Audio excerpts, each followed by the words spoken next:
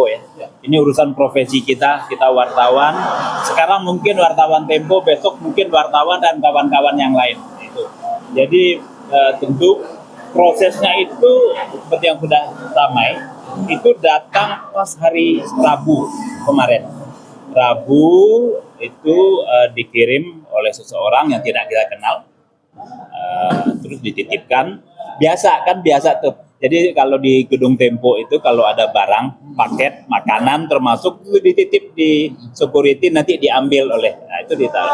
Nah di situ tertulis untuk Francisca. Oke. Terus hari itu nggak datang. Francisca datangnya baru keesokan harinya, hari Kamis, dibawalah paket itu sore-sore rasanya naik ke atas, dibuka. Dari penjelasan Ya biasa, ada orang pakai motor bawa paket antar, menyebut ini untuk Francisca, hanya itu. Pakai helm, pakai ya atribut dia sebagai jasa atribut pengirim gitu. Itu belum begitu detail ya. Enggak ditanya ya Mas, kan paketnya cukup besar ya. Ya. Mungkin ditanya itu siapa pengirimnya. Enggak, itu hanya dicatat untuk siapa? Itu hanya dicatat untuk siapa? Dan kemudian kita sudah punya CCTV motornya itu sudah kita serahkan ke polisi. Rasanya sudah cukup jadi petunjuk gitu. Biarlah nanti itu menjadi alat petunjuk buat menelusuri sampai detail dan menemukan pelakunya. Lagi-lagi, ya ini perlu kita tekankan. Ini bukan peristiwa tunggal. Ini adalah tindakan atau teror yang kesekian kali, mungkin sudah berkali-kali. Yang kita laporkan ke polisi itu 2 kali. Yang tidak kita laporkan sudah tidak terhitung. Nah, ini rasanya adalah eskalasinya sudah kita anggap tinggi. Kita berkonsultasi sama teman-teman koalisi, ada YLBHI, LBH Jakarta, ada AJI, ada LBH Pers, kita putuskan melapor. Sekali lagi ingin saya tegaskan, ini bukan semata-mata soal temponya gitu loh.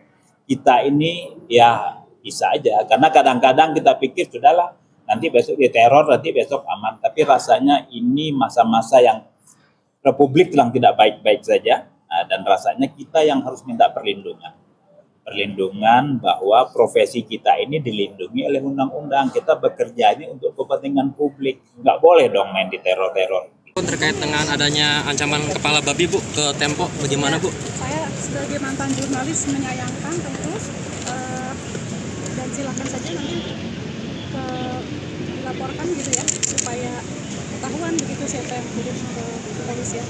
Ada arahan nggak dari Prabowo terkait dengan hal ini begitu Bu? Tadi lebih banyak ekonomi ya, Mas. Kita tadi kepada membahas ekonomi, khususnya persiapan lebaran. Jadi memang tadi tentu fokusnya kepada ekonomi.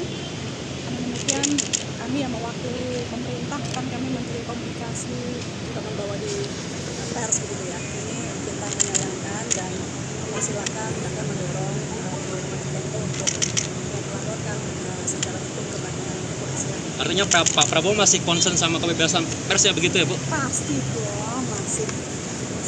Kita tidak pernah berubah dalam rangka kebebasan pers. Sampai saat ini juga kita lihat berbagai masukan justru ditampung oleh pemerintah Presiden. Juga ada masukan-masukan dari masyarakat, di sosial media pun beliau mendengarkan gitu, dan beberapa kebijakan kan dikoreksi dengan masukan-masukan. Sudah berkoordinasi dengan Dewan Pers juga Bu, soal kalau itu temponya yang berkoordinasi, nanti mungkin Dewan Pers yang melaporkan kepada kami. Kami belum tahu. belum ada ya? Dewan Pers belum ada. Tapi prinsipnya pemerintah mendukung penyidikan ya Bu?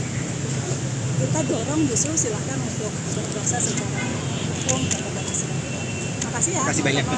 Pengiriman Ini dinilai Terus apa ini yang Pak, terjadi pas dikirim itu, apa yang terjadi? ini semacam ancaman kepada para pada pers. kebebasan pers Pak.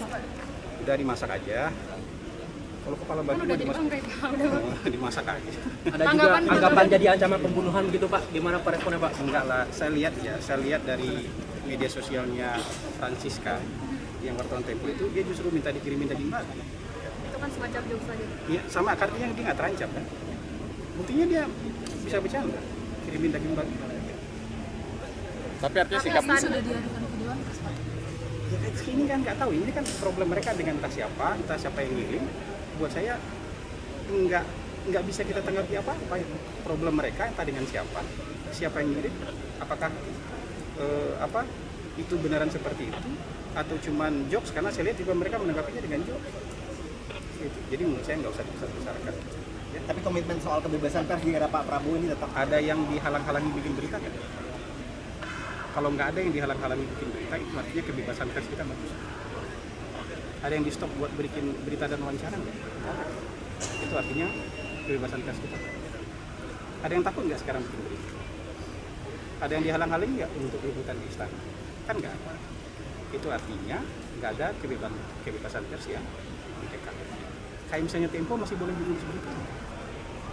Boleh kan? Masih boleh siaran bocor halus kan?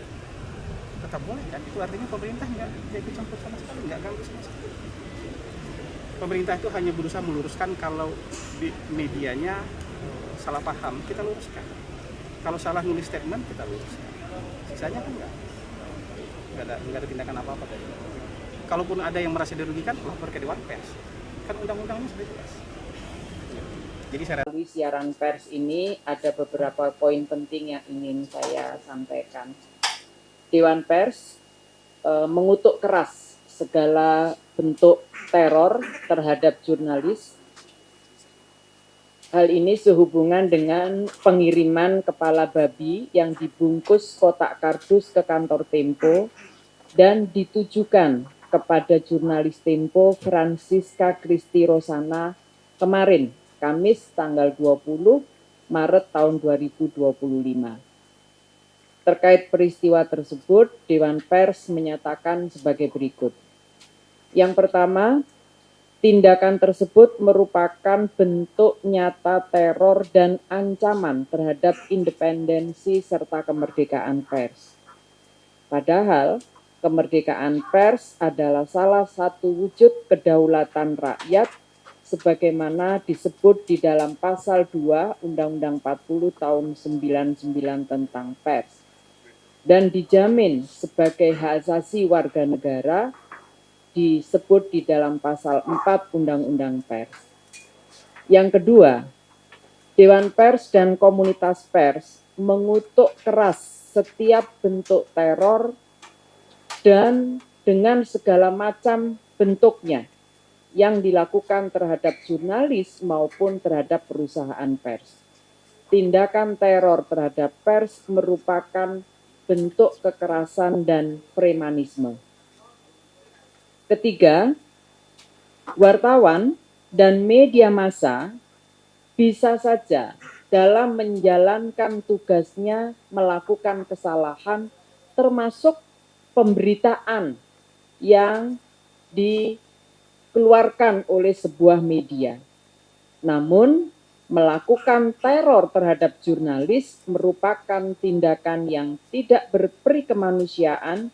Tindakan itu sekaligus melanggar hak asasi manusia, karena hak memperoleh informasi merupakan hak asasi manusia yang hakiki. Dan jika pihak-pihak masyarakat yang berkeberatan atas kesalahan para wartawan atau produk jurnalistiknya merasa mereka dirugikan atas pemberitaan tersebut, maka bisa ditempuh hak jawab, ya. Dan itu diatur di dalam Undang-Undang Pers serta Kode Etik Jurnalistik. Pihak-pihak yang merasa dirugikan bisa mengajukan hak jawab, hak koreksi atas pemberitaan atau produk jurnalistik.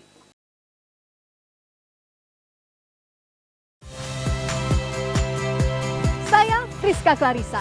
Saksikan program-program Kompas TV melalui siaran digital, pay TV, dan media streaming lainnya. Kompas TV, independen, terpercaya.